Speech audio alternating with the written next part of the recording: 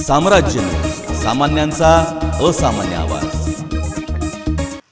मुंबई येथील विश्वरत्न डॉक्टर बाबासाहेब आंबेडकर यांचे मुंबईतील निवासस्थान असलेले राजगृहावर मंगळवारी संध्याकाळी 2 अज्ञात व्यक्तींकडून तोडफोड करण्यात आली। यात घराच्या परिसरातील सीसीटीव्ही कॅमेऱ्यांची तोडफोड झाली आहे, तसेच घराच्या काचांवरही दगडफेक झाली आहे। यात घरातील कुंड्यांचे मोठे नुकसान झाले आहे।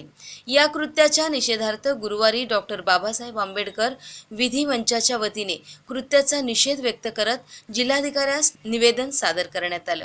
आम्ही सनदशीर मार्गाने निषेध व्यक्त करतोय, याचा आमच्या संयमाचा अंत पाहू नये, शासनाने समजून घ्यावं असं म्हणत ॲडव्होकेट संजीव सदाफुले यांनी राजगृहावरील घटनेचा निषेध व्यक्त केला।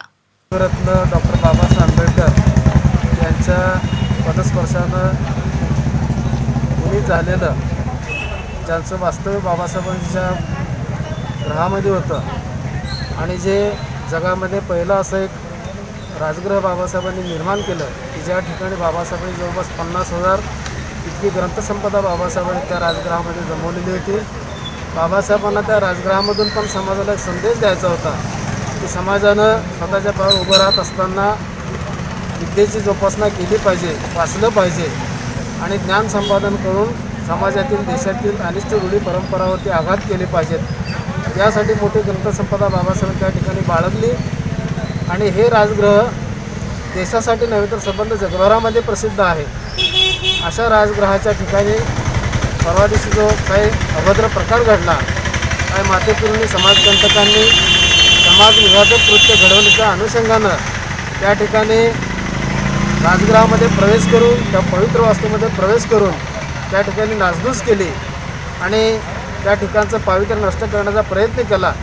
याबाबत सोलापूर येथील डॉक्टर बाबासाहेब आंबेडकर विधी मंचाच्या वतीनं आज विधी मंचाचे अध्यक्ष ॲडव्होकेट राजेश रणशंकर साहेब यांच्या प्रमुख उपस्थितीमध्ये आम्ही कलेक्टर साहेबांना निवेदन दिलेलं आहे आणि जी काही घटना घडलेल्या राजगृहाच्या बाबतीत त्या घटनेतील जे काही दोषी लोक आहेत त्यांच्यावरती कडक शासन तर झालंच पाहिजे।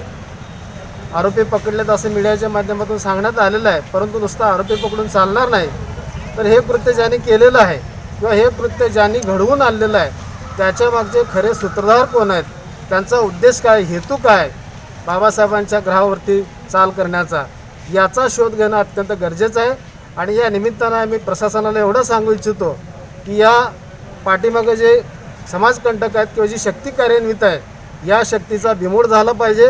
त्या शक्ती कोणत्या आहेत हे सरकारनं जगजाहीर केलं पाहिजे आणि भविष्यामध्ये अशा प्रकारे डॉक्टर बाबासाहेब आंबेडकरांच्या बाबतीतच नाही तर अन्य कोणत्याही बाबतीत अशा प्रकारची अभद्र घटना घडू नये यासाठी शासनानं योग्य ती खबरदारी आणि काळजी घेतली पाहिजे।